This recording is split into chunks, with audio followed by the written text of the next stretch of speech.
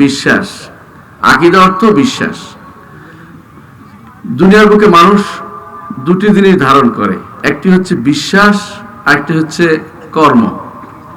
কিছু বিশ্বাস করে, কিছু কাজ করে। কিছু বিশ্বাস করে, কিছু কাজ করে। আপনি বিশ্বাস করেন যে আল্লাহ একজন আছে, বিশ্বাস করেন না? আবার আরেকজনে বিশ্বাস করে আল্লাহ নাই, সে নাস্তিক, এটা তার বিশ্বাস। আরেকজনে বিশ্বাস করে আল্লাহ দুইজন, আরেকজনে বিশ্বাস করে আল্লাহ তিনজন, আরেকজনে বিশ্বাস করে 360। আহসান। আরেকজনে বিশ্বাস করে যে 33 কোটি দেবতা। তাহলে বোঝা গেল বিশ্বাস মুক্ত কোনো ব্যক্তি নেই, বিশ্বাস মুক্ত কোনো ব্যক্তি নেই দুনিয়াতে। এমন কেউ নাই যার বিশ্বাস নাই। হ্যাঁ, যদি পাগল হয় অথবা ছোট বাচ্চা হয় তাহলে তার বিশ্বাস অনেক কিছু নাও থাকতে পারে, কিন্তু বিবেকবান মানুষ প্রত্যেকের একটা বিশ্বাস থাকে। এই বিশ্বাসটা যদি কোরআন এবং হাদিস ভিত্তিক হয় তো এটা হয় বিশুদ্ধ বিশ্বাস, এইটার নাম বিশুদ্ধ আকীদা। আর যখন কোরআন এবং হাদিসের বাইরে চলে যায় এইটার নাম হয় বাতিল আকীদা, বাতিল বিশ্বাস, ভুল বিশ্বাস, অগ্রহণযোগ্য বিশ্বাস।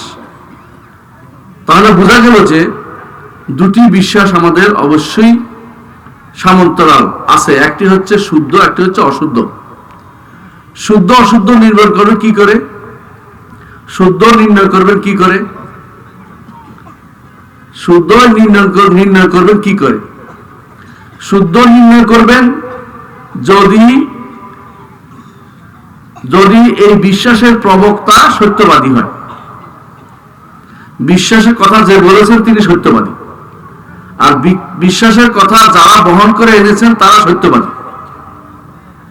আমাদের যে আকীদা ও বিশ্বাস আছে এইটা প্রবক্তাকে আল্লাহ তাআলা সত্যবাদী না? আল্লাহ কোরআনে বলছেন ওমান আসদাকু মিনাল্লাহি কিলা ওমান আসদাকু মিনাল্লাহি হাদিসা।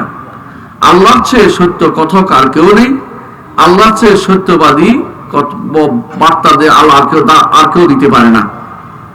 তাহলে বোঝা গেল যে সত্যবাদীর কাছ থেকে সেটা এসেছে।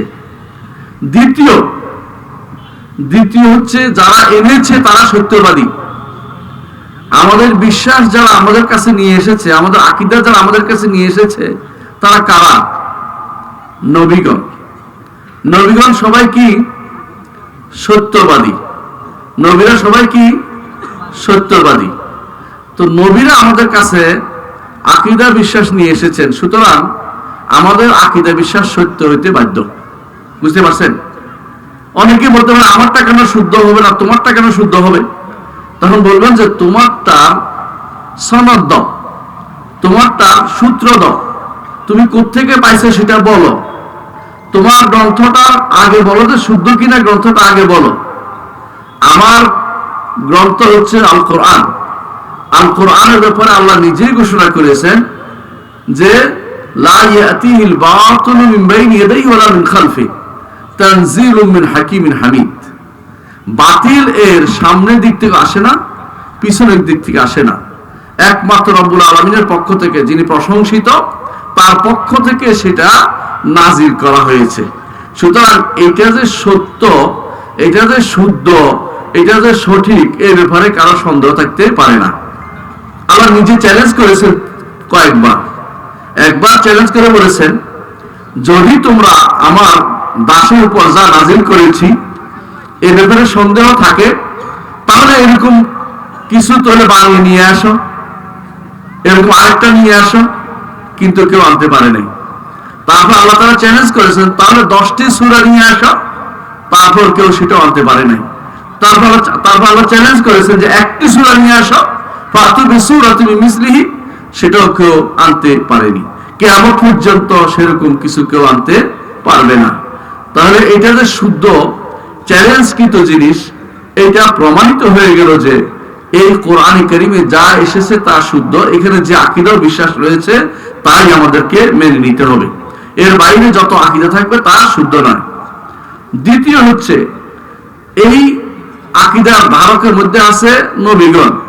নবীগণ যা বলেছেন সেটারও আল্লাহ হেফাজতের দায়িত্ব নিয়েছেন। আল্লাহ বলেছেন, ইন্না নাহনু নাযালনা যিকরা ওয়া ইন্না লাহু লাহাফিজুন। আমরা জিকির নাযিল করে সেটা হেফাজত আমরা করব। এই জিকির কোরআন এবং সুন্নাহ উভয়টাকে শামিল করে।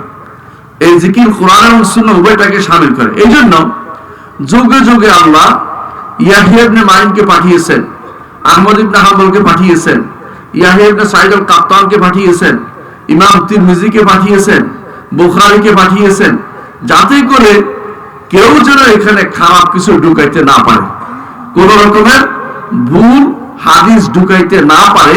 সেই জন্য আল্লাহ তাআলা যুগে যুগে এমন লোকদেরকে পাঠিয়েছেন যারা আল্লাহর কোরআন এবং আল্লাহর কোরআনের হেফাজত করবে এবং রাসূলুল্লাহ সাল্লাল্লাহু আলাইহি ওয়াসাল্লাম হাদিসের হেফাজত করবে, এরকম ব্যক্তি যুগে যুগে ছিল। আজও আপনি যদি কোনো সৌদি আরব যান, কোন একটা মসজিদে বসেন, তো বলবেন যে আমাকে এই কোরআনে একটা সনদ দিন। এই যে একটা কোরআন আপনাদের সামনে, তিনি আপনাকে বলবেন এই কোরআন আমি আমার ওস্তাদ অমুক থেকে নিয়েছি, তিনি অমুক থেকে, তিনি অমুক থেকে বলতে বলতে রাসূলুল্লাহ পর্যন্ত নিয়ে যাবেন। ঠিক হাদিসের ক্ষেত্রেও তাই। আপনি বলবেন যে আমি আমার ওস্তাদ থেকে, তিনি অমুক থেকে, তিনি অমুক থেকে, কোথায় যাবে? রাসূল পর্যন্ত চলে যাবে, রাসূল পর্যন্ত চলে যাবে। বোঝা গেল আল্লাহ আমাদের আকীদা ও বিশ্বাসের মূল সূত্র দুইটি, একটা হচ্ছে কোরআন আর একটা হচ্ছে সহিহ সুন্নাহ। সহিহ সুন্নাহ, এই দুইটার মধ্যে যে আকীদা থাকবে সে আকীদা বিশুদ্ধ হবে। এই আকীদা বিশুদ্ধ করার জন্যই, এই আকীদা বিশুদ্ধ করার জন্যই আল্লাহ তাআলা আমাদেরকে সৃষ্টি করেছেন। বিশুদ্ধ আকীদার উপর থাকার জন্য আল্লাহ আমাদেরকে সৃষ্টি করেছেন। দলিল কোরআনে কারীমে আল্লাহ তাআলা বলেছেন সূরা যারিয়াতে, ওয়া মা খালাকতুল জিন্না ওয়াল ইনসা ইল্লা লিয়াবুদুন। মানুষ এবং জিনকে শুধুমাত্র আমার ইবাদত করার জন্য সৃষ্টি করেছি। শুধুমাত্র ইবাদতের অর্থ করেছেন, শুধুমাত্র আমার ইবাদতের অর্থ করেছেন ইবনে জারীর তাবারী, তাওহীদবাদী হওয়ার জন্য তাকে আমরা সৃষ্টি করেছি। মানুষদেরকে তাওহীদবাদী হওয়া, এটা আল্লাহ তাআলা চান আমাদের কাছে।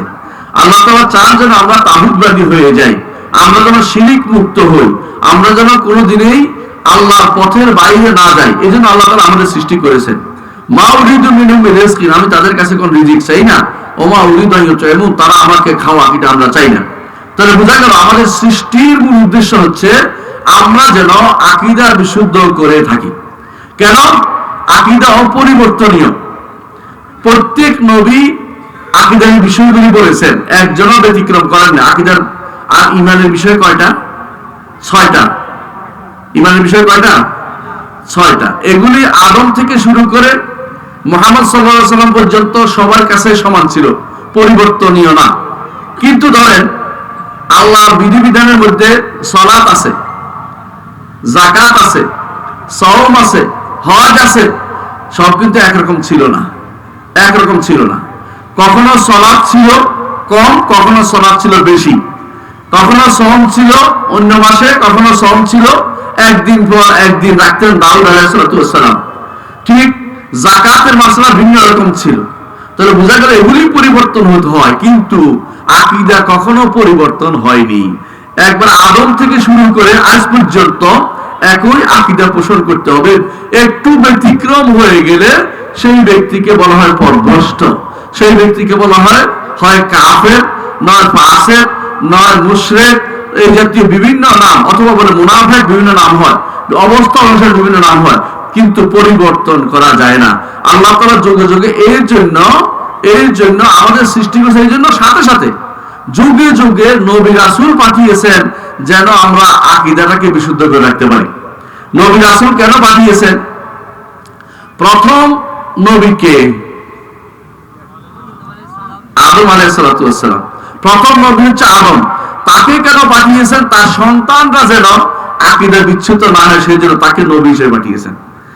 এরপরে যখন ধীরে ধীরে আদম সন্তানের মধ্যে একটা বিশাল গোষ্ঠী কাফের হয়ে গেল, আল্লাহ তাআলা তখন দেখলেন যে নবী দিয়ে কাজ হবে না, আরো শক্তিশালী একজন জাবদার ব্যক্তিকে পাঠাতে হবে। তখন তিনি পাঠালেন নূহ আলাইহিস সালামকে। তিনি ছিলেন জমিনের বুকে প্রথম রাসূল, প্রথম রাসূল। তো কেন পাঠিয়েছেন? আকীদা বিশুদ্ধ করার জন্য। আকীদা বিশুদ্ধ করার জন্য, বুঝছেন কিনা? আমলের ক্ষেত্রে মানুষের খুব একটা মানুষ বাড়াবাড়ি করে না, কিন্তু আকীদা শুদ্ধ করতে চায় না।